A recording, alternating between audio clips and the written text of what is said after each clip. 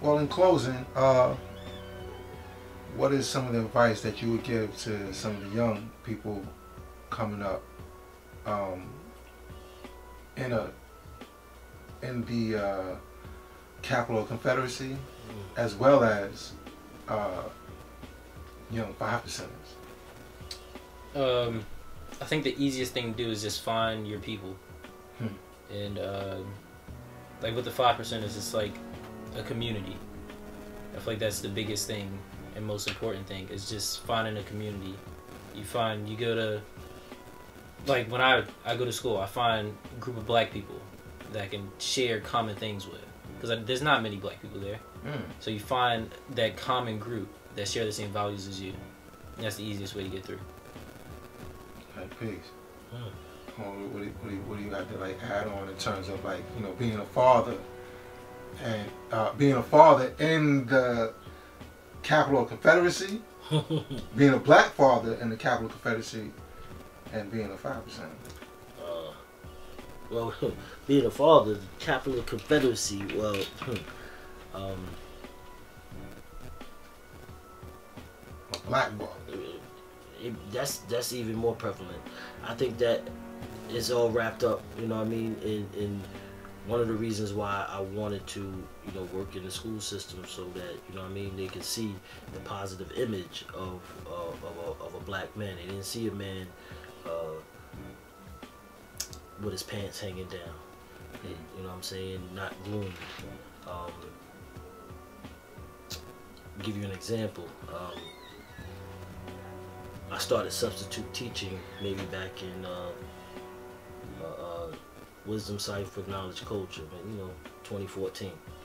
Right, I started substitute teaching, and as I was going to different schools, one day, you know, I had on a tie, and a student came over and said, "Mr. Turner, can I touch your tie? I never felt a real tie before." And from that point on, I wore a tie every day, because it was the courage of that person. I know that young student wasn't the only one. For one, it shocked me, because that let me know that you didn't see your father, uncle, brother, or anyone else dress up for anything. You know, not even church or whatever their faith was, or going to get a job. You know what I mean? That you've never experienced seeing a tie and feeling a real tie before. So from that day forth, I wore a tie every day to work. You know what I mean? Because that student represented a group of students. I don't think it was just one student that never saw or felt, or, you know what I mean, saw a black man in that capacity. That student just had enough courage to ask. You know what I'm saying? So I took that as, oh wow, you really represent 100 of these kids in this building. You know what I'm saying? That never seen a black man suited up. You know what I mean? Dressed for business, dressed for civilization, being civilized, being clean cut, being pants up, wearing shoes, pants not sagging. You know what I'm saying? You know, so even when we're not speaking, we're also teaching by the way we appear, by the way we look. Somebody is acknowledging our wisdom, and that doesn't necessarily mean acknowledging what you say.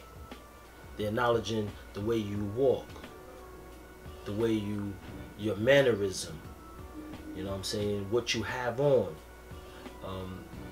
you know, whether it be jewelry you have on, it must represent something to you. So you're being seen and heard everywhere, and you must, you know what I mean, tell a great story, you know what I'm saying, and tell a story so well that it intrigues them to ask more, you know what I mean, so that you have an opening, so that you can give them the knowledge of themselves.